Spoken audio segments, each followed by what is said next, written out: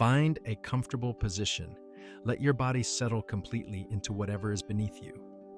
Feel the weight of your shoulders, releasing the weight of your arms. Heavy and warm, the weight of your legs, sinking deeper. Take a slow breath in. Hold it gently for just a moment and let it go. Again, breathe in and out. With every breath, imagine the air moving through you like water, slow, cool, carrying you gently downward. There's nothing left to carry tonight, nothing left to solve, nothing left to finish, just this moment, just this quiet, just this journey. Tonight I'm going to take you somewhere very few humans have ever been. Somewhere that covers more than 70% of our planet's surface, and yet remains, even now, more mysterious than the surface of the moon. A world of absolute darkness and impossible cold, and creatures so strange they seem to belong to a different universe entirely. We are going to the deep ocean. Close your eyes. Let your breath slow even further. Imagine standing at the edge of the sea. It is night. The water in front of you is dark and still, reflecting a sky full of stars that seem almost close enough to touch. The sound of small waves reaching the shore is slow and rhythmic, the most patient sound in the world, a sound that has been making itself heard against every coastline on this planet for 4 billion years without interruption. You feel the cool salt air on your face. You hear the quiet, and then gently the water rises around your feet. Not cold, not frightening, simply present. The ocean accepting you with the unhurried certainty of something that has always known you would come. You begin to descend. The light above you dims slowly, the surface becoming a shimmering ceiling far overhead. The stars still faintly visible through the water, scattered and soft, like the memory of stars rather than stars themselves. At 10 meters, the colors begin to change. The reds and oranges that make the world above seem warm and familiar have already been filtered out by the water above you. What remains is blue, deep, pure, enveloping blue, the color of a world that has never known fire or heat, or the particular urgency of the living surface. Small fish move past you in loose formations, their scales catching what little light remains, flashing briefly like coins before disappearing into the blue. The temperature drops slightly, gently, like the air in a room after a window has been opened to a cool night. Your body continues to sink, slowly, without effort. Let that sinking settle into you now, the particular piece of going down instead of up, of releasing rather than reaching. Breathe and rest. At 200 meters, the last traces of sunlight disappear entirely. This is the boundary scientists call the midnight zone, though midnight implies a specific hour, a temporary state, a darkness that will eventually give way to dawn. The darkness here is not temporary. It has no dawn coming. It is simply the permanent condition of this place, the natural state of a world that has existed in perfect darkness since long before the first eye, capable of detecting light, ever evolved on the planet above. And yet, the darkness here is not empty. It is alive, in ways that seem almost impossible until you understand that life, given 4 billion years and the extraordinary pressure of necessity, finds a way into every available space, no matter how extreme, no matter how inhospitable, no matter how far from the warm and sunlit conditions where life first began. Here, in the permanent dark, creatures have invented their own light. bioluminescence, the ocean's own stars, tiny flashes of cold blue-green light drifting through the black water around you, not from the surface above, but from the creatures themselves, living lanterns moving slowly through the dark, communicating in a language made entirely of light. A deep-sea jellyfish drifts past, trailing long, luminescent tentacles that pulse gently with each slow movement, its bell contracting and relaxing in the unhurried rhythm of a creature for whom time moves differently than it does for anything that lives above. A small fish hangs motionless in the water nearby, a single glowing lure dangling from its forehead like a tiny lantern, patient and still, waiting in the dark with an absolute certainty that eventually something will come toward the light. You watch all of this from a distance, drifting slowly, part of the current, part of the dark, part of this ancient and perfect silence. The pressure here is considerable.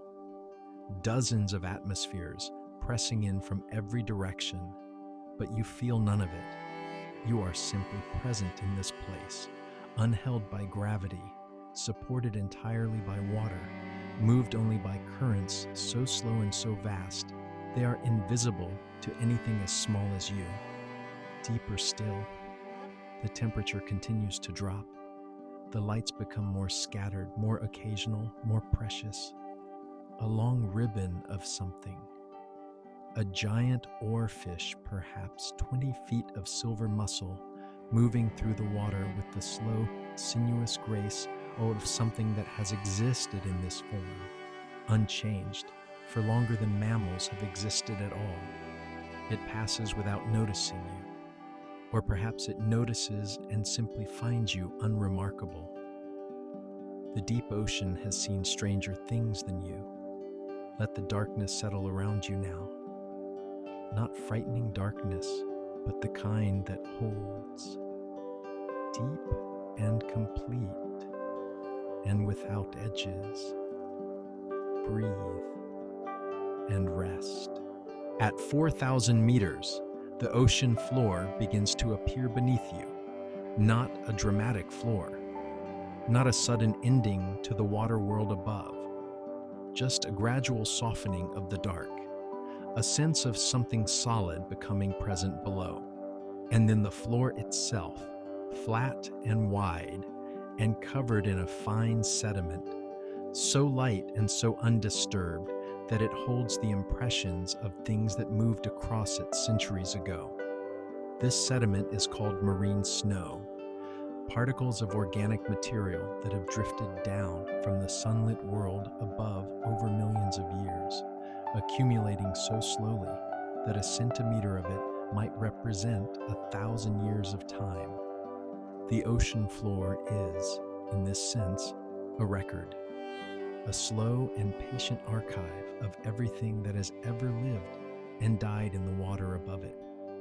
You settle gently onto this floor. The water around you is still, almost perfectly still. The currents that moved you downward have subsided entirely. There is no wind here, no weather, no seasons. The temperature of the deep ocean floor has not changed significantly in thousands of years, held constant by its own depth, its own distance from the variable and dramatic world above. In this stillness, you become aware of life that you might have missed in motion. Pale crabs move across the sediment with extraordinary delicacy, their legs picking up and placing down with a precision that leaves almost no mark in the soft floor. Sea cucumbers, ancient and unhurried, move across the bottom in their slow, rhythmic way, processing the sediment, extracting what nutrition it contains, an act of patient eating that proceeds at a pace measurable in hours per meter. A brittle star, thin arms radiating from a central disk, lies spread across the floor, its arms moving in slow, hypnotic waves, gathering particles from the water just above the sediment with a patience that has no equivalent in the world above. These creatures have lived at these depths for hundreds of millions of years. They existed when dinosaurs walked the surface. They existed before the first flowers bloomed. They existed, in forms very close to these, before the first forests, before the first insects, before almost everything that we think of when we think of life on Earth. They are among the oldest expressions of life on this planet. And here, in the permanent cold and the permanent dark, they continue exactly as they always have, without urgency, without noise, without any particular awareness of the busy and complicated world that exists far above them. Let that ancient patience come into you now. The patience of creatures that have been doing the same quiet thing for 400 million years. Undisturbed, unhurried, simply present. Breathe and rest. There is a place in the deep ocean called a hydrothermal vent. It is one of the strangest and most extraordinary places on the planet, and it exists here, at the bottom of the sea, far from any sunlight, far from any warmth, except the warmth that comes from the earth itself. Hydrothermal vents are cracks in the ocean floor where superheated water rises from deep within the planet, carrying with it minerals dissolved from the rock below. Iron, sulfur, manganese, chemicals that would be toxic to almost every form of life on the surface above. But here, around these vents, life does not simply survive, it thrives. Tube worms, brilliant white and red, cluster in dense forests around the vent openings, swaying gently in the chemical-rich currents, growing to lengths that would seem impossible for creatures living in such a place. Giant clams, their shells pale and thick, nestle in the sediment at the vent's edge. Shrimp without eyes move in dense clouds through the warm water, navigating by chemical sense alone, adapted over millions of years to find exactly what they need without any of the tools that creatures of the upper world take for granted. This life does not depend on the sun. It depends on the earth itself, on the heat rising from below, on chemistry rather than light, on a completely different way of being alive that has existed, deep and quiet, and entirely self-sufficient, for as long as there have been oceans on this planet. Scientists who discovered these vents for the first time in the 1970s were astonished. They had not expected to find anything alive in such conditions. They had believed reasonably that all life on Earth ultimately depended on sunlight. The deep ocean proved otherwise. Life, it turns out, is more creative and more patient and more fundamentally committed to its own continuation than anyone had previously understood.